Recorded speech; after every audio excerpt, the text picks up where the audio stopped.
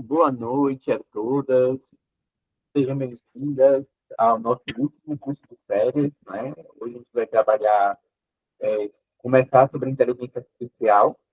A gente vai ter duas aulas teóricas, que é essa aula agora com a professora Regiane, e na sexta-feira com o professor Eldinho. Mas as outras aulas, terça, quarta e quinta, vão ser aulas práticas, porque eu pensei no modelo de oficina, a gente vai fazendo aqui. Então, é importante que todas estejam preferencialmente pelo computador, porque é mais fácil, né, de rodar e de ter a experiência com as inteligências artificiais. E depois a gente vai fazendo. Tanto que a avaliação desse curso, ao invés de ser questões sobre inteligência artificial, como foram nos cursos anteriores, vai ser o depósito de uma produção de vocês, utilizando uma inteligência artificial. Então, amanhã a gente vai começar explorando o chat GPT. Vou apresentar para vocês o que é, como é que ele funciona, sua configuração, e a gente já vai começar a utilizá-lo amanhã para produção de planos de aula, certo? Aí depois vai ter um dia, Thalia está com a gente aqui, né? Vai ter acho que na quinta-feira, a gente vai discutir sobre o uso para gestão, né? Para situações de gestão. A gente vai basicamente ver o chat GPT, o Gama, ver a diferença entre o chat GPT e o Gemini, e algumas outras inteligências artificiais que eu estou terminando de fazer os testes para ver se elas são úteis para nós professores, certo? Então, Regiane, quando quiser, pode iniciar, que essa é uma parte importante, que é justamente a gente pensar o que a gente vai fazer com essa inteligência artificial, né? Qual é a nossa responsabilidade nesse uso? Como fazer isso de forma ética, para que, ao invés de prejudicar pessoas, possa ajudar pessoas. Ok, Claudio, então vamos lá, né? O uso responsável, né, da inteligência artificial. E, assim, a primeira coisa que eu senti dificuldade para montar, né, essa reflexão de hoje foi literatura, né? Porque a inteligência artificial, assim, a nível de informática, a gente sabe que já é uma coisa bem antiga, né? O pessoal já conversa sobre isso. Mas na filosofia, essa questão da ética, né, do modo do comportamento, das escolhas corretas, já é mais escassa. Então, assim, eu tive uma dificuldade para achar autores, mas felizmente consegui, né? Consegui muita coisa em inglês, né? Mas não era assim, não falo inglês, eu acho que a pessoa que ia me assistir também não fala, mas eu consegui identificar esse professor, né, brasileiro, ele é um professor também na área de direito, bem interessante isso, como ele fez o link, né? Ele trabalha com filosofia e com direito, que tem tudo a ver, né? Relações éticas. E a conversa de hoje vai ser justamente nesse sentido de como ser ético no uso das inteligências artificiais. E a minha grande surpresa, já estou contando aqui, né, dando spoiler do que a gente vai conversar no decorrer desse período hoje, é que o enfoque dele é muito mais na ética de quem estrutura o sistema de inteligência artificial do que propriamente de quem usa. E eu achei muito interessante isso. Porque quando a gente fala em ética, fica assim, sim, mas como eu vou usar isso eticamente? Aí, de cara, com relação a um aluno, um professor, eu vou copiar trabalho, né? Eu vou jogar um tema e o GPT vai escrever para mim, certo? E esse autor ele não vai falar disso, ele vai falar da própria estruturação da inteligência artificial. Então, a reflexão dele é justamente, será que as inteligências artificiais não estão sendo programadas para uso antiético ou para uso ético, né? O que será que fica as reflexões que ele deixa, o que será que vai ter por trás disso em relação ao armazenamento de dados, né? Informações que ficam retidas, mas, enfim, vamos aqui ver o que é que a gente consegue, né, refletir acerca dessa temática. Então, Claudia, por favor, passa o primeiro slide. A primeira coisa que a gente vem conversar aqui seria o que é ética e o que é moral. Tá? Então, na filosofia, são dois conceitos que são diferentes, mas que estão extremamente interligados. Então, assim, para fazer esse conceito aqui, eu peguei a obra do Vasquez, né? Adolfo Vasquez, onde ele faz um apanhado filosófico do que seria ética. E a primeira coisa, o primeiro capítulo do livro, ele vem dizendo, né, que apesar de estarem interligadas, ética e moral são conceitos diferenciados. Então, para Vasco, moral, né, ele vai dizer moral vem de costume, quer dizer, é aquilo que eu faço. Tá? E aqui, no sentido do costume, seria o quê? Aquelas aprendizagens que a gente vai ter na nossa família, né, com os nossos amigos. Então, seria as regras e as normas que a gente aprende já no nosso início de socialização. Então, seria costume, seria aquilo que a gente já faz, a gente repete sem refletir muito. Ah, eu aprendi assim, certo? Seria mais ou menos como nordestino gosta de cuscuz. Por quê? Porque a gente aprendeu a comer cuscuz, a gente gosta de cuscuz de tudo que é jeito, né? Um exemplo aqui tentando minimizar a seriedade dessa questão, mas o costume aqui seria aquilo que a gente aprende como correto, né? Dentro da nossa família, dentro da nossa escola, com o conjunto de colegas de trabalho, enfim, a moral seria o costume, né? As regras que são pré-estabelecidas e que a gente não questiona. Mas a ética, pode passar, Claudinho, que ele já vai configurar como ética aqui no sentido do caráter, ele já vai dizer é um modo de ser, uma escolha, certo? Então, a postura moral é qualquer comportamento que nós temos, e geralmente a postura moral está determinada por fatores externos, ou seja, aquele modelo de aprendizagem que a gente recebe, né? As pedagogias que a gente tem, que a gente aprende. A ética, não. A ética diz respeito à reflexão individual acerca daqueles costumes que nós aprendemos. Então, qual é o exemplo aqui que eu vou dar? Até porque é uma coisa que eu vivo. Eu sou vegetariana desde 2006, e como é que eu cheguei a isso? Então, eu cheguei a isso no dia que, né, eu parei e disse assim, eu não gosto disso, não tem nada a ver comigo. E é um padrão social, pelo menos a nível alimentar, né, aliás, no mundo ocidental, que você come carne de vaca, carne de camarão, carne, né? E a ética, ela vai dizer assim, reflita se aquele costume que você recebeu, se você realmente aceita. Então, estou dando esse exemplo aqui, por quê? Porque a ética diz respeito a quando eu reflito sobre um costume que eu aprendi, certo? Então, uma atitude moral é uma atitude que eu faço porque eu aprendi a fazer daquele jeito. A atitude ética é uma atitude refletida. É quando eu digo, não, isso não me interessa. Isso não diz respeito a mim. É quando eu faço diferente, certo? Então, para a gente resumir bem facinho, a ética seria prática, desculpa, a moral seria prática e a ética seria a reflexão da minha prática. Tranquilo até aqui, gente? Inclusive, se quiserem que a gente que eu volte algum conceito, alguma coisa, é só dar uma mãozinha aí que a gente vê, tá? Então, vamos lá, Claudinha. E aqui, né, o Adolfo, o Vasquez, ele vem colocando que essa questão do que é certo, do que é errado, pode passar, viu, Cláudio? Eu estou adiantando porque eu já sei assim a sequência, né? É que ele vai dizer que a grande reflexão que a filosofia vai trazer é, afinal de contas, né, a nossa ética, ela vem totalmente de dentro ou ela recebe influência exterior? Né? Ou ela seria uma reunião das duas coisas, né? Que seria, inclusive, aquela velha questão da filosofia. O conhecimento parte do indivíduo ou o conhecimento é produto da relação do indivíduo com o seu meio, certo? Então, em função dessa natureza que não se tem consenso no estudo da ética, vai ser explicado todas as doutrinas éticas que serão criadas, certo? Então, a gente vai ter uma doutrina ética que diz, não, a ética diz a ver com o indivíduo. Não, a ética é a influência do indivíduo com o seu meio social. A ética é a influência do indivíduo com o meio social com o seu credo religioso, certo? E aí a gente vai dar uma pinceladinha aqui nas doutrinas éticas mais comuns, né, que a filosofia vai apresentar. Pode passar, Claudio. Opa, passou demais. Isso. Então, os princípios e principais modelos, né? Que seria o modelo da ética da virtude, né? Quando Aristóteles vai dizer que a virtude tem a ver com a nossa prática. Então, aquilo que a gente faz todo dia, né? A gente tem como hábito, certo? Isso torna-se uma coisa que diz respeito que a gente já faz de maneira natural. Então, a ética aqui, a moralidade, né? Esse comportamento moral, ela tem muito a ver com as nossas práticas. E o Aristóteles, ele diz muito assim, mas afinal, o que é o certo e o que é correto para fazer? Né? Ele usa, inclusive, um conceito chamado de temperança, que ele vai dizer, na realidade, o correto a fazer é nunca ter excesso, certo? Nem para mais, nem para menos, tá? Então, no geral, ele vai dizer, a ética, de fato, ela vai refletir o nosso equilíbrio frente a comportamentos que a gente tem. Então, beber errado? Não, né?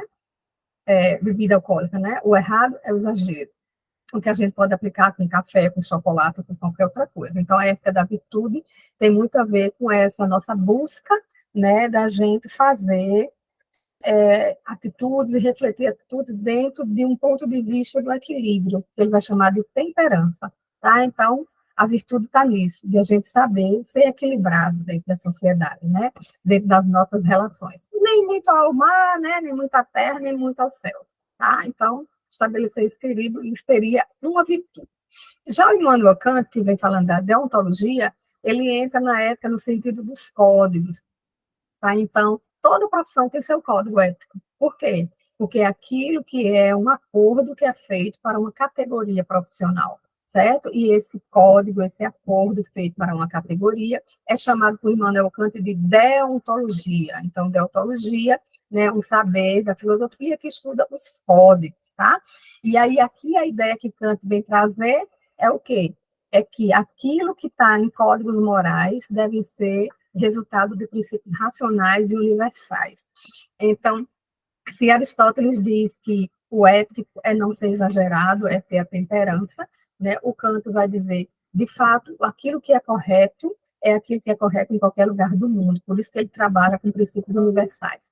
E aquilo que seria que ele vai chamar de princípios universais são comportamentos que são deduzidos pela nossa racionalidade. Então, como é que eu vou achar um comportamento deduzido pela racionalidade que possa ser válido em qualquer lugar do planeta? Ele vai dizer, é quando a gente pensa, a gente repensa e a gente repensa de novo, tá? Então, o Kant, ele ensina essas... Para ter uma atitude, a gente deve pensar pelo menos 3 vezes para tomar uma decisão, certo? E aí ele vai dizer, é em cima dessa atitude racional que a gente vai descobrir as verdades que são universais. Por quê? Porque Kant, ele detesta essa noção de que a verdade é relativa. Ah, depende do lugar que eu estou, né? Depende da cultura. Ele vai dizer, não, aquilo que é correto deverá ser correto em qualquer lugar. E isso aí terá que ser a base de toda a deontologia, ou seja, a base de todo o comportamento moral e ético de qualquer pessoa e de qualquer profissional.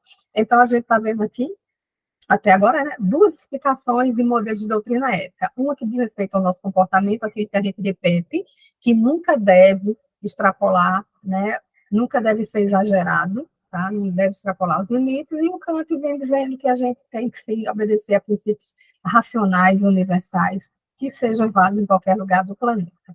Ok? Vamos lá, Claudinho?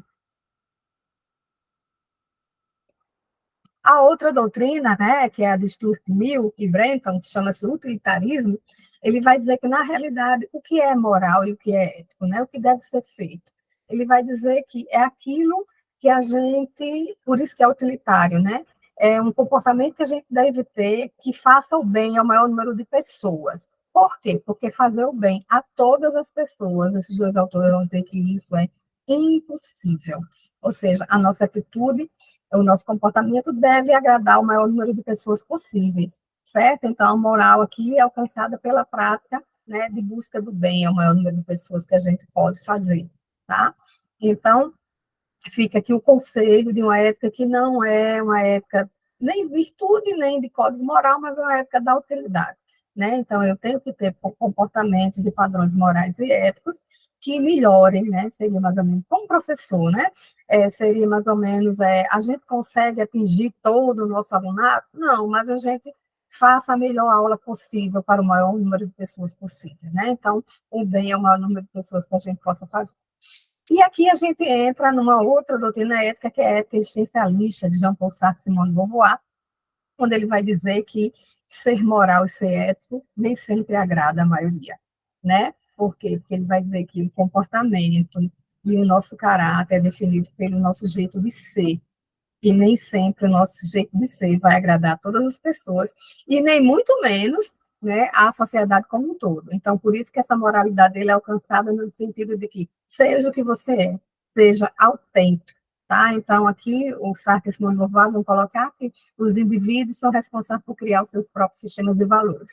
E a grande questão que eles dois colocam, que eu acho isso legal, é nós somos livres para viver do jeito que a gente quiser, mas a gente também é responsável por todas as escolhas que nós fizemos a partir desse princípio de liberdade individual que nós temos, tá? Então, ele já traz um outro padrão, que é a ética da existência, tá? Então, minha maneira de ser, a minha maneira de existir nesse plano, não quer dizer necessariamente que ela tem que ser igual a do outro indivíduo. Por isso que entra aqui como a ética da autenticidade, tá? Pronto, Claudinha.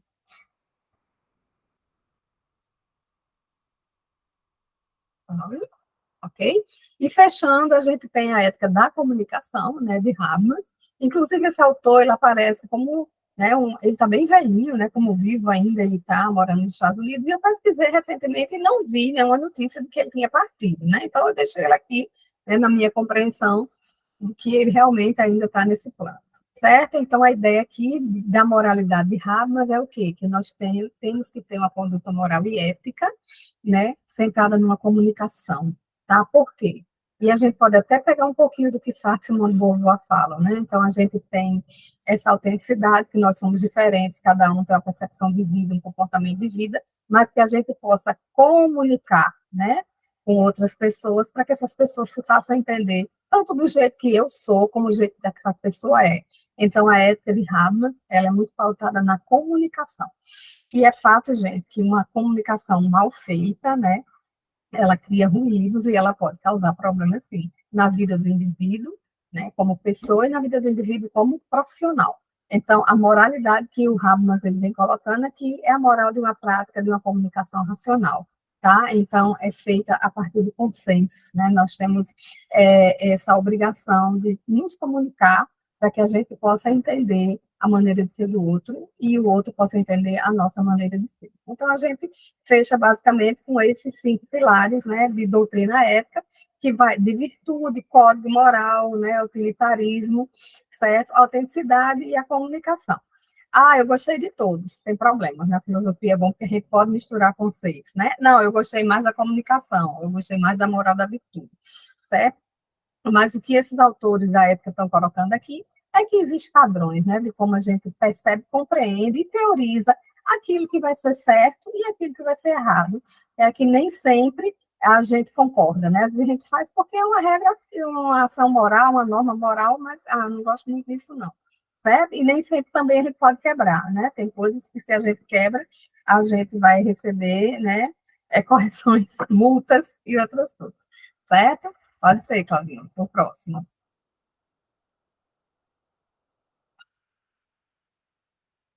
Opa, não, mais um. Ok. Não, só mais um. Isso. E aqui, né, dentro da filosofia, é aquela velha classificação histórica, né, antiguidade, idade média, modernidade, contemporaneidade.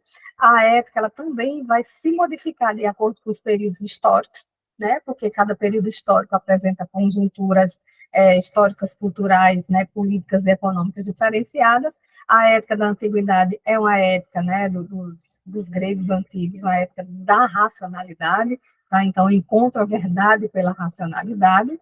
A ética medieval encontra a racionalidade pela fé, né? E, inclusive, apesar dela estar retratada aqui como uma ética medieval, mas ainda é um padrão moral de hoje. Muitos indivíduos que se conduzem pela racionalização de uma fé e de uma fé cristã, certo? Então, é a justificação de compreensões divinas, né, do Deus que o coração da pessoa tem, mas dentro de uma ótica mais cristã, então ela mistura razão com fé, enquanto a antiga ela é extremamente racional, a ética medieval ela racionaliza a fé das pessoas, certo? Vamos ao próximo, Claudinho. A ética moderna que vem justamente dizendo que razão, né, e fé não tem nada a ver. Opa, voltou. Mais um. Isso, certo? Então, os modernos eles vêm pensando na racionalidade como uma questão da condição humana, e uma característica da modernidade é justamente o uso de tecnologia, com aquela perspectiva de melhoria de qualidade de vida, e a gente pode refletir essa época no sentido de que, se né, a humanidade tem uma condição racional de produzir tecnologias para melhorar a qualidade de vida, porque nem todos os indivíduos têm acesso a essa melhoria de qualidade de vida, né? Porque quando a gente começa a falar de tecnologia, e a gente pode aplicar isso, inclusive, na inteligência artificial, já foi mais difícil, né? Mas a gente sabe que nem todo mundo vai ter acesso a recursos tecnológicos. Né? O GPT, quando eu conheci, até Claudinho que me apresentou o GPT, né, eu fiquei fascinada. Vamos pesquisar isso aqui. E o GPT ele era livre, né? Só que agora a gente usa até um determinado momento, e eu uso muito o GPT como assistente. Sim, eu peço conselhos a ele, né? Peço que indique biografias, ajuda muito, né? Copiando coisas do GPT, mas é usando ele para dividir, né? conversar, um colega que eu estou aqui conversando, certo? E só que agora a gente usou um determinado período de logo, acabou seus créditos, né, mais ou menos essa mensagem, retorna para a hora.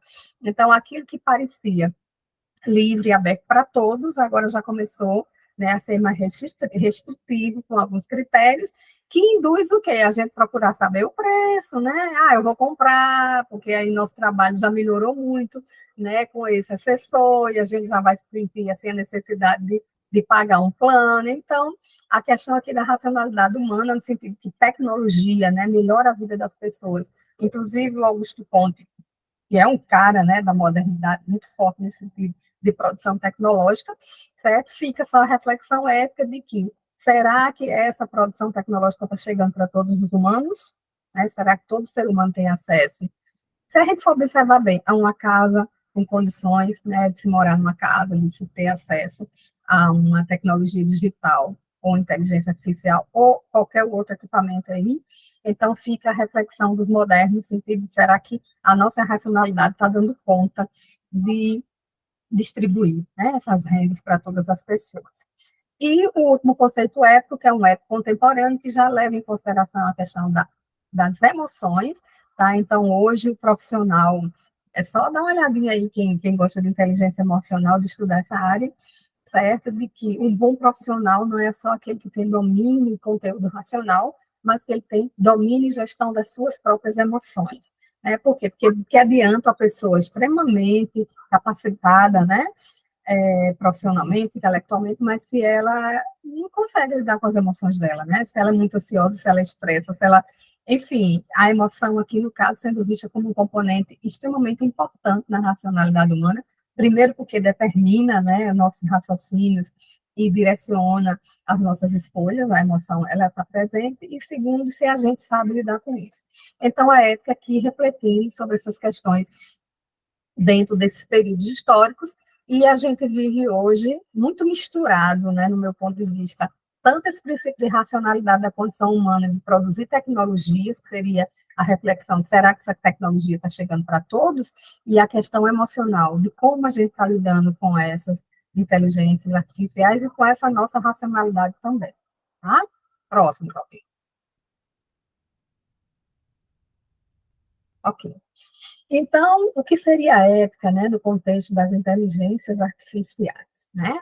Então, aqui o autor, a gente começa a ver, né, ele vai colocando que, na realidade, a ética, no contexto da inteligência artificial, são um conjunto, né? É um conjunto de princípios e diretrizes que vai orientar, e aí é o grande bom que eu acho dessa reflexão, a criação, a implementação e o nível e o uso dos sistemas.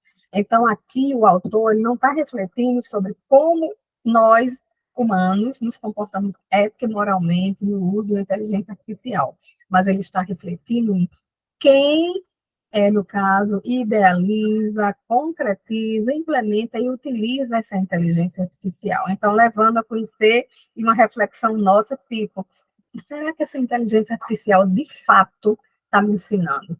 Né? O que será que, de fato, ela está armazenando? Ou o que será que ela quer? Certo? Então, a primeira coisa da ética dentro da IA, que o autor coloca, é a reflexão de quem está produzindo as inteligências artificiais, o que de fato elas querem. Então, se a gente abre a internet, a gente vai ver um mundo de youtubers, né, de especialistas que vão falar bem e outros que vão falar mal, certo? E a gente fica aqui no meio, né, e é sempre bom olhar os dois, né, para que a gente possa ter a nossa reflexão.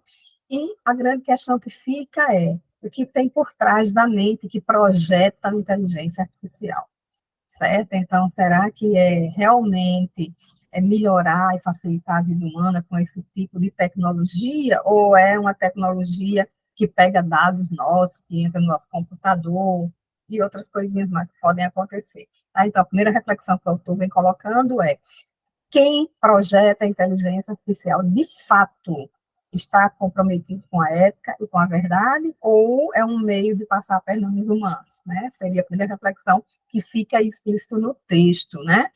Que o autor está se expressando sobre esse assunto. Pronto, Cláudio.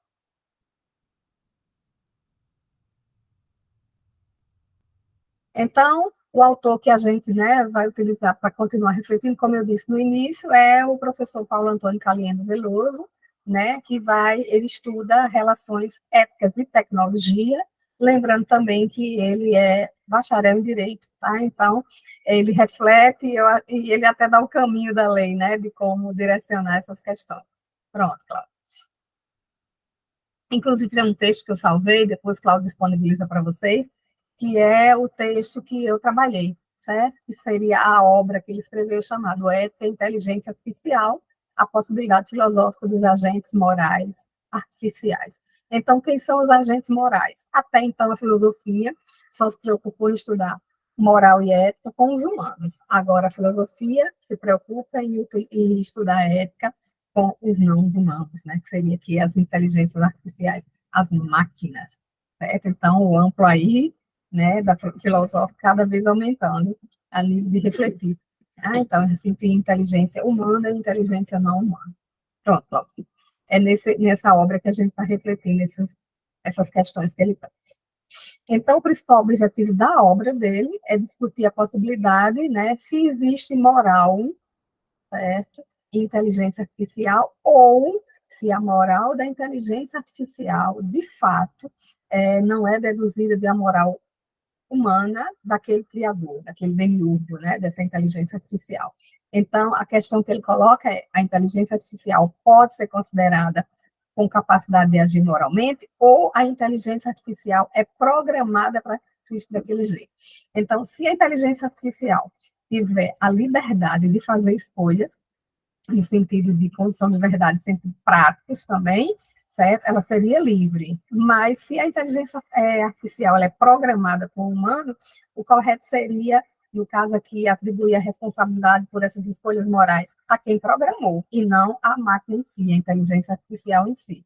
Essa é a grande discussão que esse autor coloca, né, nessa obra. Pronto, Claudinho. Claudinho já está jogando aqui um monte de coisa. Certo? Então, os agentes morais artificiais, na realidade, são todos os sistemas de IA. Né? E vocês viram quando o Claudio disse assim, não, a gente vai trabalhar muito no prático, tem o Gama, tem o chat GPT, né? Tem uma infinidade de inteligência artificial que a gente está mais condicionado, talvez porque popularizou mais, né, com o chat GPT, mas existem outras inteligências artificiais, certo? Então, aqui, né, os agentes morais artificiais é todo o sistema de IA, né, que vai ter a capacidade de tomar decisões, né, e princípios ético-morais, e o autor coloca: a inteligência artificial só se conduz assim se ela for programada para ser uma inteligência artificial ética e moral, senão ela vai ser imoral, certo? Então, ele vai dizer que essas inteligências são projetadas para avaliar situações complexas e agir de acordo com normas morais, tentando minimizar danos e maximizar o bem-estar. O ano passado, eu estava dando a disciplina de política da educação, certo? E aí eu estava seguindo um autor, não me recordo agora o nome dele, que ele fala que a política pública diz respeito à concepção de Estado. E aí eu fui estudar as concepções de Estado. Eu estou contando isso com uma coisa que foi na prática, né, para exemplificar, para vocês verem quando a inteligência artificial é programada para agir moralmente de acordo com determinado saber, certo? E aí eu comecei a especificar, né, os tipos de Estado, e estava lá, Estado nazista, certo? E na hora que eu comecei a pesquisar o Estado nazista, o chat GPT foi muito doido, porque assim, a tela ficou em vermelho, puf, né? Atenção. E o GPT de imediato me pergunta: você é nazista? Né? O que você acha do nazismo? E eu coloquei, né? Olha, eu sou uma professora que está pesquisando, eu não sou nazista, eu não concordo com o nazismo, e eu acho que o nazismo, né, o que Hitler fez, é muito ruim. E aí ele botou, entendi, e liberou o conteúdo. Tá? Então, esse exemplo que eu estou dando é o quê? É porque essa inteligência artificial ela já recebeu esse comando, né, de que de fato o nazismo foi uma coisa horrível, certo? Para o quê? Para não incentivar pessoas, que infelizmente a gente sabe que existem ainda, né, que concordam com o nazismo, né, que são os neonazistas. Então, o exemplo que eu estou dando aqui, que é o que o autor está falando, é que esses princípios morais que a inteligência artificial ela vai seguir depende do que ela foi programada, e nesse caso o GPT ela foi programada, né, para que conteúdos nazistas sejam disseminados como conteúdos nocivos, que de fato são, certo? Pronto, alguém, podemos ir. Então, as principais questões, né, que a ética na obra da inteligência artificial que o autor vai colocar, né? Então, ele vem falando de responsabilidade e autonomia, certo? Seria o primeiro ponto. Então, quem é responsável pelas ações de inteligência artificial? A gente fica aqui. Quem será? Elon Musk? Né? A NASA? Enfim, quem é responsável pela maneira e atitude da inteligência artificial? São os seus programadores, né? As empresas responsáveis pelas criações, implementações, produções e venda, né, dessa inteligência artificial. Por quê? Porque o que o autor está colocando aqui é que a inteligência artificial pode sim induzir e conduzir uma inteligência humana a cometer um erro. Porque se ela foi programada, né, e se a gente tende a acreditar que a inteligência artificial fala de conhecimentos que são verdadeiros, né, então, se ela for mal programada, ela pode sim nos conduzir ao erro. Transparência e explicabilidade, né, seria outro princípio aqui. Então, os agentes morais artificiais, né, eles tomam decisões, né, suas ações podem ser explicadas de maneira compreensível para o humano, ou seja, existe liberdade na inteligência artificial, ou a liberdade de uma inteligência artificial de produção de conhecimento vai até onde ela foi programada, certo? Será que isso tem um começo, meio e fim, ou existe uma coisa que seja infinita? Né? Isso é uma questão filosófica. Nos anos 70, já se discutia isso como pós-modernidade em filosofia, e eu me recordo de um filme, eu acho que esse filme já tem várias leituras, que é o Blade Runner, que é justamente, a discussão do filme é justamente essa, as máquinas, né, os robôs que se tornam autônomos e livres, né, e até então eles são feitos para obedecer humanos, mas fica a grande questão, e quando o humano cria ou dá um comando que seja de destruição, como é que a máquina vai fazer? Ela vai seguir o comando humano ou ela vai destruir o humano que está pedindo um comando que é de destruição? Né? Então, parece uma coisa besta, né, essa reflexão de inteligência artificial, mas quando a gente começa a refletir isso a nível de filosofia, gente, é muito complexo e é muito profundo, diga-se de passagem. E é uma realidade que a gente está vivendo. Não tem como mais a gente viver, trabalhar sem se deparar com esse tipo de acesso, né? E esse tipo de conhecimento que a gente tem acesso hoje com a inteligência artificial. Vamos ao próximo, Claudinho. Então, justiça e imparcialidade, né? Então, garantir que os agentes ajam de maneira justa e imparcial, evitando preconceito e discriminação, certo? Então, uma ou outra preocupação de quem projeta a inteligência artificial, certo? Então, que essa inteligência artificial, a nível de conhecimento, ela vai transitar dentro de valores justos, né? Inclusivos, tá?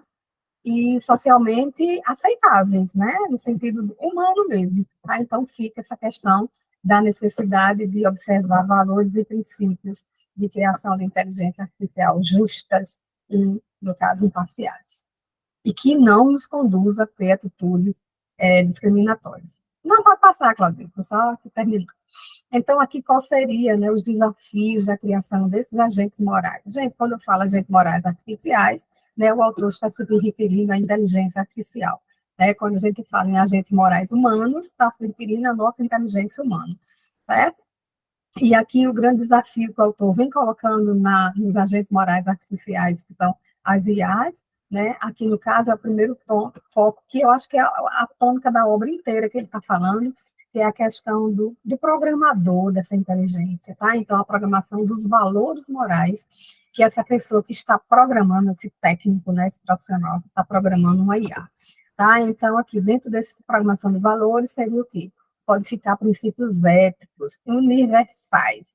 E aí a gente chega lá no iníciozinho, quando Kant vai dizer toda a verdade é deduzida de um valor racional. Né? Então, toda a verdade é produto de um pensamento que se pensou no mínimo duas vezes. Por quê? Porque a verdade ela tem que ser correta em qualquer lugar que a gente esteja nesse planeta. Então, aqui aparece a filosofia kantiana no sentido de que desses princípios éticos serem universais, né, e traduzidos em algoritmos de IA, e isso ele vai dizer que é extremamente complexo. Por quê, gente? Porque a gente, no caso, a gente não, o programador, né, ele tem que programar uma inteligência artificial ética universal diante de um mundo que tem contexto cultural diferente. Essa é a grande questão, né? É a questão do fazer o que seja universal ser aceito dentro do cultural. dentro do diverso, tá? Então, uma coisa difícil de ser feita, de seguir de passagem, né? A outra coisa é a tomada de decisão, né? E ele vai dizer que tomada de decisão em situações ambíguas, né? Que são situações éticas que vão envolver dilemas, né? Dilemas morais complexos, onde não há resposta clara ou correta. Então, assim, falar de ética e de moral pode parecer simples, né? Ah, moral é a conduta, é aquilo que eu recebi como correto, né? Ética é a reflexão da minha conduta, tá? Mas a vida, né, a sociedade, a nossa profissão pode nos colocar em situações de decisões complexas para que a gente possa. Como é que a gente vai se colocar dentro, né, daquelas informações que a gente recebe como morais e daquelas que recebem como éticas, né? Será que tudo de fato é ético mesmo? Então, filosofia, ela vive muito mais de perguntas, né, do que de respostas. Mas entra aqui um componente que o autor coloca. Pronto, Claudinha.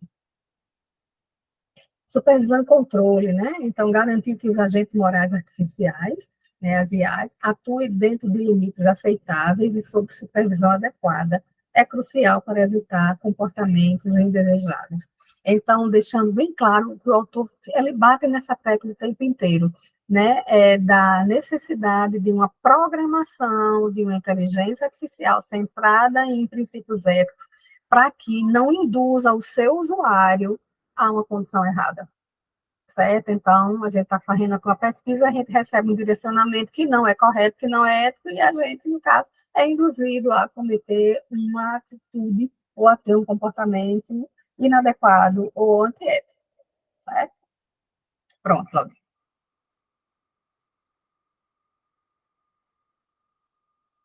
Então, como a obra vai abordar, né, a relação entre ética e tecnologia, certo? Então, o autor está colocando que é muito mais que uma relação minha, indivíduo, com uma máquina, né, que eu estou trabalhando com ela, mas é uma máquina que seja direcionada para comportamentos e padrões morais, certo? Então, ele vai dizer, através do desenvolvimento de uma IA que tome decisões justas e corretas. Então, essa IA, ela só vai lhe apresentar caminhos justos e corretos se ela for alimentada por um programador com uma matrix, né? Vou falar muito desse de matrix, com a matrix que tenha juízos corretos e justos, certo? E aí ele vai dizer que isso envolve o quê? A criação de regras de respeito à privacidade, né? Clareza e transparência, tá? Que é uma coisa que, se a gente for analisar, a gente deve ter isso, gente, na nossa vida, independente de uso de IA ou não, né? Respeito à privacidade e transparência nas nossas ações. E é importante, ele vai dizer que quem cria IA, né, esse especialista, seja um especialista em ética, e a sociedade converse sobre o impacto dessa IA para usar de maneira responsável, certo? Então, assim, aqui sim ele começa a falar da ética do uso, né? Então, seria, mais ou menos, eu boto a inteligência artificial para fazer uma atividade, um trabalho, um texto e digo que é minha, certo? E aí, se a gente for olhar, já tem, né? Programas de plágio, antiplágio e outras coisas que também já identifica se aquele texto é de humano ou se ele é um texto de inteligência artificial, certo? Então, a própria tecnologia, se a IA ela cria essa possibilidade desse burlar, né, de norma de escrita, mas também a própria IA, a própria tecnologia já cria jeito de combater, certo? Então, ele vem colocando aqui a necessidade de a gente estar sempre atento a esses pontos. Pronto. Então, como essa obra aqui, no caso, né, dando continuidade, ele vai dar um exemplo aqui, né, dessa relação ética com tecnologia, né, um robô que vai seguir quem recebe um tratamento médico primeiro, né, então ele deve seguir regras para tratar turno de forma justa e explicar suas decisões de forma clara. Aqui, no caso, seria o uso do robô numa triagem de atendimento médico, certo? Porque às vezes a gente fica falando inteligência artificial, atendimento com uma máquina, mas eu lembro, isso eu não sei se vocês vão recordar isso, eu sou da época que a gente estava no supermercado, ia para o estacionamento, tinha um humano anotando a placa, né, entregando um papelzinho. Hoje a gente não precisa mais fazer isso, né? Essa inteligência humana ela foi substituída por uma inteligência artificial, né, uma máquina, um trabalho morto, né, chamado não é um trabalho vivo, um trabalho morto, que é um trabalho de máquina. Exemplo, ontem eu precisei entrar num determinado shopping, e eu só fui botar minha mão lá, naquela maquininha, tipo, recebi um cartão, fui lá, paguei, entreguei de volta e fui embora, certo? Então, aqui, essa necessidade que ele está falando desse uso de tecnologia, até que ponto, né, uma inteligência artificial, ela pode, e ela está preparada, e ela tem condição moral e ética de desenvolver uma atitude humana, né, no dia a dia. Então, fica aqui esse exemplo aqui do robô, no sentido de quando ele é treinado, né, ou para ser um socorrista, um primeiro socorros, ou para fazer triagem, certo? Usei esse exemplo aqui, que é um exemplo que é dado pelo autor, certo, né? Pronto, próximo. Então, as abordagens, né, filosóficas da obra, né, ética e inteligência artificial, responsabilidade que a gente está trabalhando, esse autor, ele vem falando, né, da virtude, da deontologia, do utilitarismo, e aqui ele está falando daquelas doutrinas que a gente viu no começo, né, quando eu estava explicando as concepções éticas que podem existir. Então, as abordagens que ele vai discutir seria a virtude ética baseada em virtude, como característica de um caráter humano, né, considerando se os agentes artificiais podem desenvolver ou imitar, né, virtudes humanas. E fica aí a reflexão para a gente parar.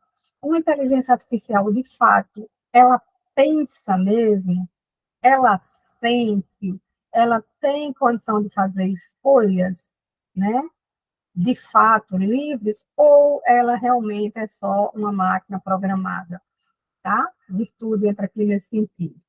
A deontologia, né? A ética aqui baseada em regras e deveres, tá? Então, explorando como os agentes artificiais podem ser programados para seguir princípios morais e rígidos. Então, a própria produção de inteligência artificial com um código moral de princípios, onde o seu programador ele não pode cometer, né, atitudes que vão infringir esse código moral da própria profissão do programador de um IA, né, aqui no caso. Utilitarismo, então, a base nas consequências e nas ações, avaliando se esses agentes, né, podem tomar decisões que sejam para o nosso bem ou para o nosso mal. A outra, né, para atitudes que sejam danosas para a nossa vida, né? Então, a grande questão que a gente pode ver, e eu acho que a gente não pode chegar a essa conclusão agora, vai precisar de um pouco de tempo, seria, no caso da educação, a inteligência artificial, de fato, ela contribui ou ela prejudica a nossa aprendizagem, né? Não sei, não sei de fato. Agora eu estou aqui meio, né, na minha lua de mel com a inteligência artificial, como eu disse a vocês, porque eu uso ela como assistente, né? Eu converso com ela, eu pergunto, eu peço exemplos, eu troco ideias com essa inteligência artificial, certo? Mas a nível de educação mesmo, no contexto de currículo, de aprendizagem, né? Fica a reflexão da gente, será que realmente ela ajuda ou ela atrapalha? Certo? Então, seria que, será que ela faz mais bem ou será que ela faz mais mal? É uma reflexão ética para a gente ver. Pode passar, Claudinha. Certo? E aí o autor vai concluir, né, sobre essas possibilidades de agentes morais artificiais, né? Então, ele vai dizer que, embora haja grandes desafios e complexidades, ele vai dizer que é filosoficamente possível, sim, criar agentes morais artificiais. Por quê? Porque desde o início ele está trabalhando com a ideia de que a máquina, né, é uma inteligência artificial que é programada por um humano. Então, aquela máquina, né, aquela inteligência artificial, aquela matrix, ela só vai até onde ela foi programada a ser. Ela não vai além, é aquilo. Né? Então, se ela comete alguma coisa de danoso para a vida humana, ela vai dizer assim, procura aí a empresa que programou essa máquina, porque aí passa a ter uma responsabilidade, né, do programador e da empresa que programou e que vendeu, né, essa tecnologia que pode causar dano à vida humana. Tá? Então, ele vai dizer, no entanto, que, né, isso requer um esforço interdisciplinar significativo, né, porque veja que a gente está falando aqui de inteligência artificial, né, de tecnologia já informática, né, de ciência da computação, e a gente está aqui vendo a necessidade de quê? Da reflexão mais considerada, de certa forma, simplória possível, que seria uma reflexão do que é ética, né? De fato que é ética. A gente para todo dia para a gente refletir sobre os nossos comportamentos, né? Sobre se nossas atitudes estão corretas, se elas prejudicam o outro, né? Se a nossa atitude tá relacionada ao desenvolvimento da sociedade, se a minha prática profissional melhora a vida do ser humano, né? Se melhora a vida dele na casa dele, na profissão dele, certo? Então, a questão aqui que a ética vem refletir. A própria filosofia, no sentido de que, será que, de fato, aquilo que a gente ensina, né? E eu estou aqui trazendo para a docência, né? Que é o que nós somos, né, Claudinho? É professor, então, a filosofia, será que a gente, de fato, está ensinando princípios que devem ser ensinados e que são, de fato, úteis para a vida do nosso aluno? Né? E a própria ciência, né? Será que os focos, as pesquisas, elas têm dado essa resposta que vão conciliar a ética, a verdade, né, ciência, e tudo isso misturado com o mundo da inteligência artificial, tá? Então, ele vai dizer que, né, voltando, se requer um esforço interdisciplinar significativo, ou seja, para a gente chegar a essa conclusão, a gente vai precisar de muitos saberes, né, o que Morvan chama de saber da complexidade, né, analisar essa questão por ângulos diferentes, por saberes diferentes, para que depois disso tudo a gente reúna, né, a gente faça a mistura, né, garantindo que, de fato, se esses sistemas podem ser confiáveis, justos e, de fato, transparentes. Ou se a gente ainda está aqui no início, né, dessa discussão de o que é inteligência artificial, se ela, de fato, ela pode produzir conhecimentos éticos e morais, né, e solidários e inclusivos, certo? E se elas ajudam ou se elas atrapalham. Eu acho que seria a grande questão, né, que o autor ele vem colocando. Então, como essa obra contribui para o campo da ética e da inteligência artificial, né, ele vai dizer que, na realidade, é abrindo espaço para o diálogo. Quando eu comecei essa conversa com vocês, a primeira coisa que eu me recordo que eu disse foi a minha dificuldade de achar autores, né, por se constituir uma área de estudo da filosofia extremamente nova, né, que a gente não vai ter muita produção. Eu achei muitos livros, mas muito livro em inglês. No Brasil, é uma coisa que está começando, de fato, aliás, se é nova, né, lá fora, mais jovem aqui para a gente, certo? Então, aqui vai abrir o espaço de discussão. Essa conversa de hoje é extremamente rica, importante, né, de a gente parar assim, porque senão a gente vai usando a inteligência artificial e a gente não para refletir, né, sobre as consequências desse uso. E o autor vem dizendo, sim, essa importância se dá pelo início de um diálogo, ou seja, a gente tem muito chão ainda para a gente discutir sobre ética e inteligência artificial, né? Então, vai abrir espaço para a necessidade de uma abordagem ética rigorosa. E aí o autor diz, muito mais na programação do que do uso, né? Ele enfatiza muito essa questão da responsabilidade do programador da criação do sistema da inteligência artificial. Então, ele vai destacar a importância de considerar as implicações morais desde o início do processo, né? Então, desde a criação, a implementação, até o que a gente vai fazer com isso, tá? E aqui, em teoria, ele vai dizer agir de maneira moral, né? Dentro de uma programação que tem uma supervisão correta, né? Dentro de valores e princípios éticos, corretos, justos e inclusivos. Ele fala muito disso, tá? Pronto, próximo. Eu acho que a gente já está aqui bem no final, né? Então, por que é importante considerar a ética no uso da inteligência artificial, certo? Para evitar consequências negativas, certo? E, gente, consequências negativas, quando é um mal-estar, um mal-entendido, uma chateação, né? Mas quando é uma consequência negativa, que atrapalha a vida do outro, que machuque o outro, né? Aqui, ó, discriminação, certo? Violação de privacidade, decisão injusta, né? Impacto adverso na sociedade, tá? Então, repito, quando esse uso da inteligência artificial, ela causa um dano pequeno, né? Um mal-estar, um xingamento contra a pessoa, mas se esse uso dessa inteligência artificial me leva a uma conduta que eu discrimine, né, uma conduta que eu seja preconceituoso, uma conduta que eu afaste o indivíduo, aí sim o negócio se torna grave, né, e não se torna por tão simples e tão leve, né, mas eu diria até que se torna mais pesado, certo? Então ele vai dizer sim, que é importante que a gente reflita sobre isso, para que a gente não tenha essas atitudes, né, aqui, discriminatórias, né, ele começa inclusive falando disso, discriminatórias e invasivas. Pronto, Claudinha. Então, quais são os princípios éticos que devem ser baseados, né, observado na IA, e ele vem colocando alguns dos princípios, que aqui, né, seria a transparência, então, as operações dos sistemas devem ser compreensíveis e acessíveis, certo? A responsabilidade, então, quem desenvolve a inteligência artificial, sim, deve ser responsável pelo aquele produto que ele desenvolveu, que isso é uma coisa que a gente nunca se dá conta, né?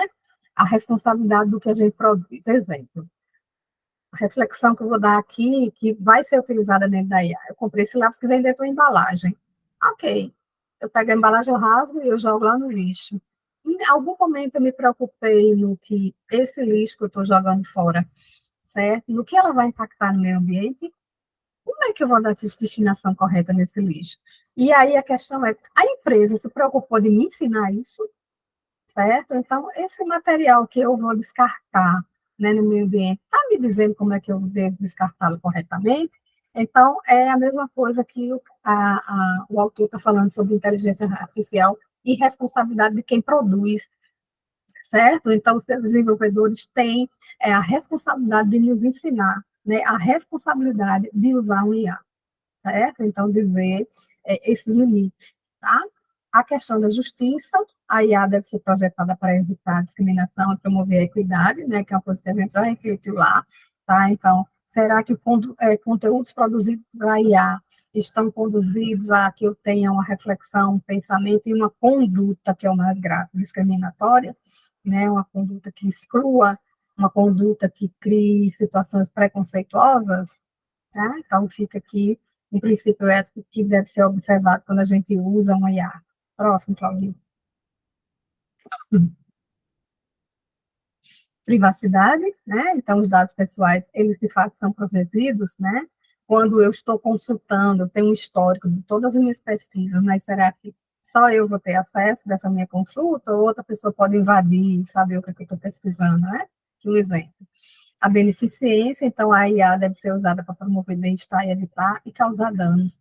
Então, perceba bem a preocupação dele no sentido de que, do ato de projetar a inteligência artificial, de focar nesses valores corretos, em princípios que não causem dano a outras pessoas. Próximo, Paulina. Então, o que é responsabilidade, né, no contexto de uma IA e por que ela é importante, né? Então, o autor vem dizendo que essa responsabilidade significa desenvolvedores e operadores de sistema que devem ser capazes de justificar e responder às ações e decisões dos sistemas que eles criam ou eles utilizam. Eu acho que ele começa a fechar a obra justamente com a mesma tônica que sempre foi do início, né? A preocupação do programador, a preocupação do empresário que vende a programação de IA, né, o empresário que vende o sistema, né, que vai ser popularizado e vendido, diga-se passagem, que não muito barato, né, porque a gente começa a utilizar geralmente como um brinde, né, a gente gosta, degustou, né, a degustação, o produto é bom e a gente começa a consumir, certo? E aí ele vem dizendo, né, a tônica de sempre, né, da responsabilidade, dos valores éticos e morais que o sistema da ciência da informação, da informática, da cibernética, enfim, esse contexto como um todo vem fazer quando ela está programando a inteligência que vai ser produzida e vendida para que pessoas consumam na crença de que as suas vidas serão melhores quando utilizam esse produto, né? Porque, de fato, a inteligência artificial é um produto que está aí no mercado. Pronto, Cláudia. Então, como podemos garantir que a IA promova essa justiça, né? O autor vem dizendo que para garantir essa equidade e essa justiça é necessário a realização de auditorias regulares para identificar os possíveis viés nos sistemas de IA, certo? Então, são empresas que vão trabalhar com programação de inteligência artificial que devem sim ser auditadas, né? Incluir diversidade nas equipes de desenvolvimento. Então, esse programador é um programador que tem acesso a conteúdos complexos, e complexo que eu estou falando aqui, gente, é no sentido do saber, complexo no sentido de uma equipe que domine valores humanos, ciências humanas, tá? Uma equipe que entenda de filosofia, história, sociologia, arte, religião, né? Tudo isso que é o que compõe a nossa base enquanto ser humano, tá? Para que vai fazer essa programação, usar dados representativos e diversos, né, para treinar esses modelos, implementar políticas que garantam igualdade de tratamento para todos os usuários, tá? E aqui ele já começa a falar da IA como um produto que está sendo disponibilizado pelo mercado liberal, que, como qualquer produto, certo, deve ser testado, né? O Inmetro aí falando, né? Deve ser elaborado, testado e não pode causar danos, tá? Vamos lá, Claudinho.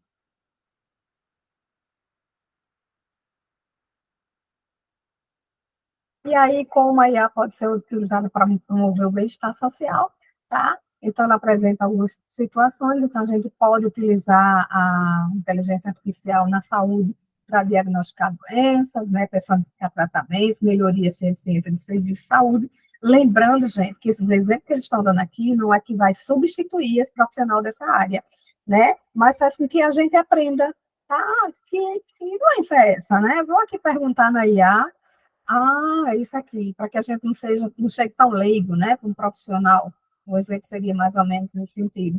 A mesma coisa com a educação, né? Então, personalizar a aprendizagem, fornecer recursos adaptativos às necessidades do aluno. Eu posso conversar com o IA e dizer, chat, me diga como é que eu posso melhorar minha aula e deixá-la mais inclusiva? Me dê ideias. E ele pode apresentar essa ideia, mas quem é que vai decidir de fato que ideias que eu vou colocar na minha aula, que eu vou aplicar? Eu como profissional, né? O professor como profissional. Então, o autor está colocando aqui que a IA, ela promove, né, essa melhoria nessa aprendizagem nessas áreas, mas que não substitui o profissional, né, é um espaço realmente de consulta, tá? Sustentabilidade, então, monitorar e combater mudanças climáticas, otimizar o uso de recursos naturais e reduzir desperdícios, inclusive aquela questão que eu falei da destinação correta do nosso lixo, a gente nunca se preocupa em, de fato, quando a gente compra um objeto, o que não descarte vai para onde? Né? Qual é o impacto que isso vai ter no ambiente, certo? Então, reflexões que a gente pode fazer aqui dentro do âmbito de sustentabilidade. Vamos lá, Claudia?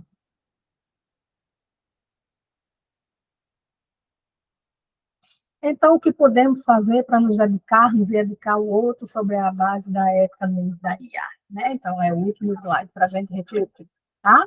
Então, o autor ele vem colocando, né, que para educar, né, para a gente ver essa questão da ética, a gente precisa se educar para poder educar o outro, certo? Então, como é que isso pode ser feito? Como é que eu me educo para que depois eu possa educar o outro?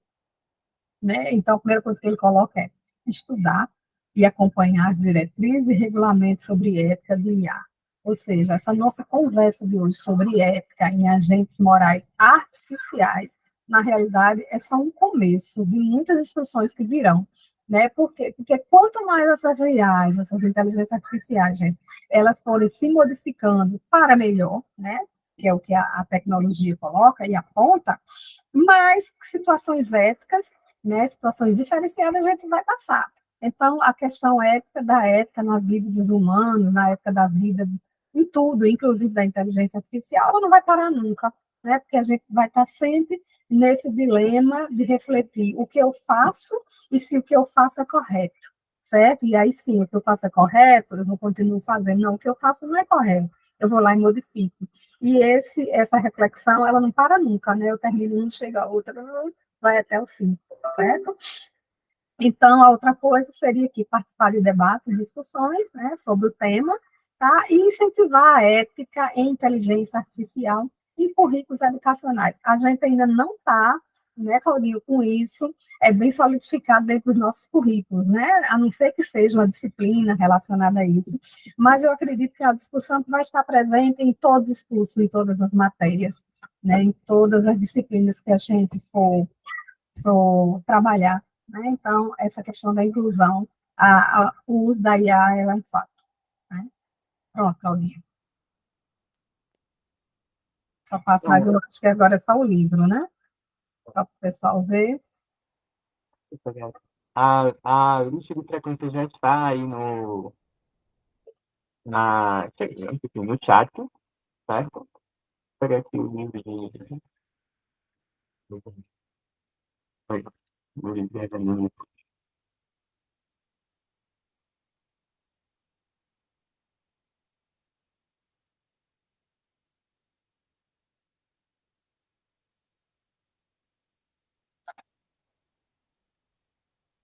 Esse aqui é o livro que a Regiane indicou.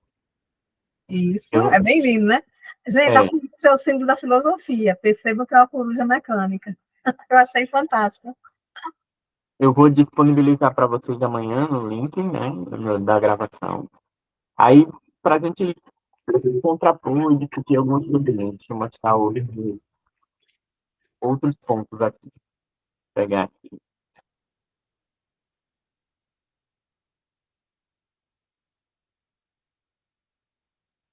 Aqui, ó, é uma reportagem da Forbes, né, sobre uma carta aberta, onde vários pesquisadores de inteligência artificial, empresas como o Elon Musk, Tesla, Oxford, Cambridge, Stanford, Columbia, Google, Microsoft, Uhum, Amazon, e outros cientistas se posicionaram para parar as pesquisas com IA temporariamente, com inteligência artificial, para que possam ser discutidas as questões éticas que nelas implicam. Né? Aí a gente tem dois lados. Tem o lado, como a gente acabou de ver aqui, é necessário ter esse conjunto ético para o uso e a criação de IAs. A reportagem até vai apontar aqui, né? Quais são os principais problemas éticos que estão aparecendo, né? Primeiro, uhum. quem é que está planejando e gerenciando isso? Segundo, é, a competição com os humanos e o possível desemprego estrutural que as IAs podem causar nas mãos de obras não especializadas. Né? Por exemplo, já tem muitos jornalistas demitidos, porque eu só preciso colocar as informações que ele gera o texto com os comandos que eu quiser. Né? E quando bota a imagem, né, Claudinha? Sim, sim, né? A necessidade de revisores independentes, a necessidade de se falar para saber o que a transparência, a governança. Então, tem os dois lados. Tem o lado de fato, precisamos criar um comitê ético, mas também há a OpenAI, que é a criadora e gerenciadora do ChatGPT, ela não é uma grande startup. E isso causou a ira das grandes startups. Uhum. Né? E aí, se um dos princípios éticos aqui, que é a governança e a transparência, faz obrigará no futuro a OpenAI a abrir o seu código para ser consultado para saber se está tudo ok com o código dela. Veja, a Coca-Cola até hoje não registrou a sua fórmula em nenhum banco de dados, justamente para não, Não vai. né? Aí vão e pedem para uma empresa que criou a melhor inteligência artificial até o momento Isso. para abrir o seu código. Então, essa carta, ela tem essa duplicidade. Tem um lado positivo, porque de fato precisamos criar é, código de ética para, mas também tem o lado empresarial, né? Uhum. Porque o Gemini, eu estava testando, já testou o Gemini, Rejane? Não, Gemini ainda não. O Google, não gostei. O, Não? o chat ainda dá, Amanhã eu vou entrar, viu, na sala, que eu quero aprender esse negócio. o chat ainda dá 10, até porque o Gemini ainda não está acostumado com o português. Ele responde em inglês Ah, não, me poupe. algumas coisas Você para quer me você. ensine? Eu vou usar o GPT para me ensinar inglês. Ele avança, por exemplo, quando a gente pede para criar slide, ele já traz em formato, traz imagem, etc e tal, no Gemini. Coisa que o GPT só faz na versão paga, né? Sim. Mas a gente vai ver os prós e os contras, né? Então, a gente tem esse primeiro momento, aí deixa eu passar uma outra questão interessante aqui para vocês. Esse daqui é uma reportagem que saiu no Senado, na revista do Senado. E aí ela é interessante porque ela fala sobre o racismo na inteligência artificial. Porque quando você vai estão trabalhando, né, na inteligência artificial, leitura de faces e etc. E quando estavam utilizando a inteligência artificial para reconhecimento de rostos, perceberam que ela estava com um viés racista na leitura. Ei, Cláudio, cara, Porque primeiro ela não identificava rostos de homens e mulheres negros. Depois começou a identificá-los como suspeitos. Então, veja, quem vai construir esse código está numa. Vivemos numa sociedade de racismo estrutural. O racismo está presente em toda a sociedade, em toda a camada. Não existe alguém que não seja racista, existem pessoas que sejam antirracistas, mas todos nós temos algum nível ou algum grau de racismo, e isso é transpassado para as inteligências artificiais. Porque o nosso conjunto de códigos morais nos orientam no processo de formação e isso acaba, mesmo que a gente não perceba, né?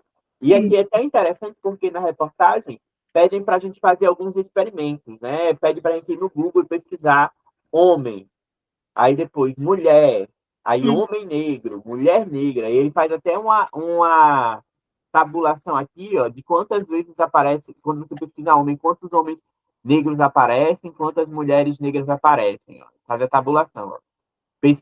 No meu navegador Google Chrome, em 21 de junho de 2022, às 5 horas, digitei a palavra-chave mulher foto. E aí apareceram. E homem foto, né? Esses foram os dois marcadores. Homem foto apareceram 25 imagens. Apenas um de um homem negro.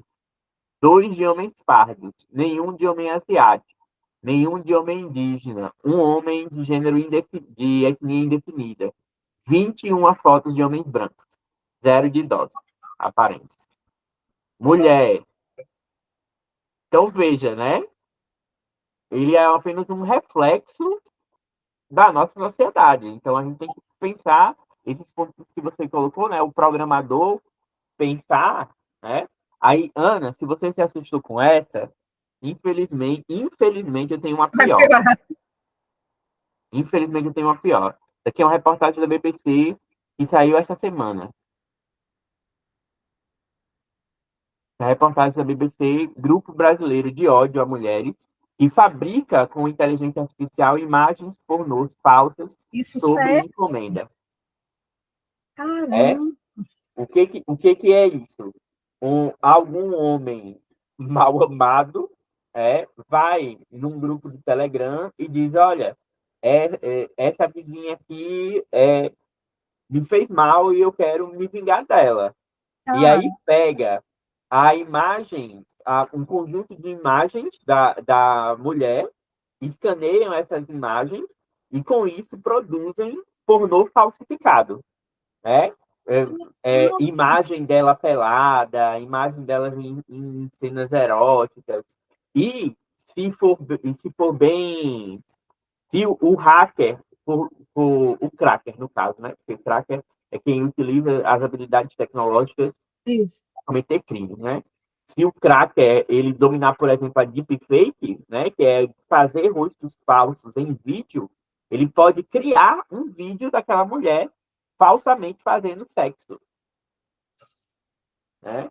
Reportagem, inclusive, recomenda que as mulheres, infelizmente, que as mulheres, infelizmente, privem. O Calheiros está certo mesmo. Não vai, não, vai, não vai evitar que isso aconteça, mas vai dificultar a ação e vai facilitar o rastreio das pessoas, já que o seu grupo de fotos é privado, né? Suas redes sociais são privadas, então as pessoas que são suas amigas poderão seguir, e aí, se acontecer alguma coisa nesse sentido, fica mais fácil de rastrear, né? Aí a Ana colocou, ou seja, usando ou não, a IA você pode ser usado por ela. Exatamente. Né? Então, por isso que a gente resolveu começar discutindo sobre a responsabilidade, né? Sobre a ética envolvendo. Justamente porque a inteligência artificial tem um potencial criador benéfico, gigantesco, quanto ela tem um potencial criador maléfico. Né? E aí vai depender justamente de nós. Eu estava pensando, sabe em quê? Uma discussão antropológica, sabia, de inteligência artificial? Sim. É porque a filosofia ela fica mais nesse mundo de ideias de valores mesmo, sabe? Diante disso aí. Que é isso, gente? Chocada. Sim, né? Então a gente precisa é, pensar e refletir sobre essas questões, né? E aí, para dar um gostinho do que vem por aí, né? Hum, Eu estava testando uma inteligência artificial aqui, que cria vídeos. tá. Vou colocar aqui para vocês verem o videozinho que eu criei. Ela pode ser com o meu rosto. Eu posso escanear um conjunto de fotos, mas aí é a versão premium, né? É a versão paga. Hum, Aí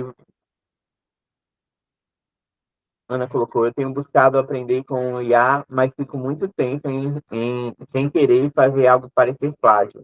É preciso realmente ter muita responsabilidade para usá-lo. A gente vai falar também um pouco mais sobre isso. Deixa eu colocar aqui a IA para vocês verem o que ela faz.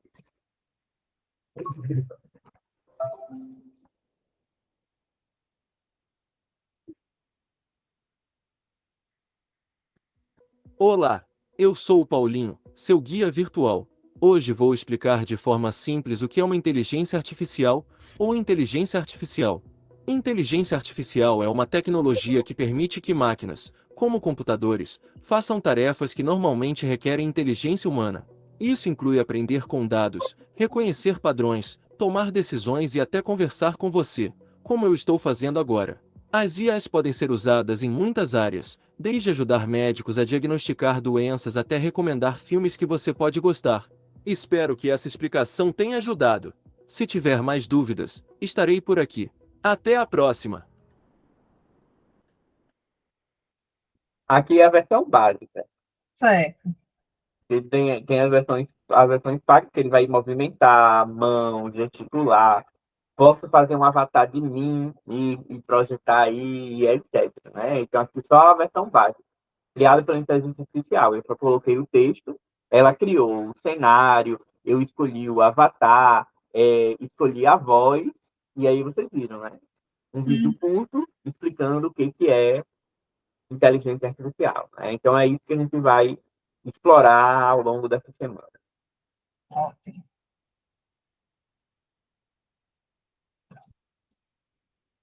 Micheline, a exposição dos nossos dados e fotos em plataformas deixam expostas essa inteligência? Sim. Né? Poderia sim ser com minha voz, mas aí quanto mais personalizado for, mais Mascar o caro programa. fica. Né? É, A gente vai ver os planos para quem quiser se arriscar no pagamento, porque eles já podem fazer tudo, né? A é. pessoa não vai nem perceber que não sou eu. É só se quem for muito atento, muito atento. Mas aí é mais caro, como diz o ditado. Né? Mas a gente vai aprender a fazer o barato. A gente vai tudo grátis, tudo grátis. Vamos, tudo graça. Vai ser 800 tô dentro. Então é isso. Espero que tenham gostado desse primeiro módulo. Estamos esperando por vocês amanhã para a gente começar a nos aventurar pelas inteligências artificiais para melhorar a nossa produtividade e dar umas horinhas a mais de sono para a gente que precisa, né, Sim. os professores. Então, isso, vou encerrar aqui a gravação. Amanhã, como de hábito, amanhã, no início da próxima aula, a gente disponibiliza a gravação de hoje, certo? Ok, Claudinho. Então, gente.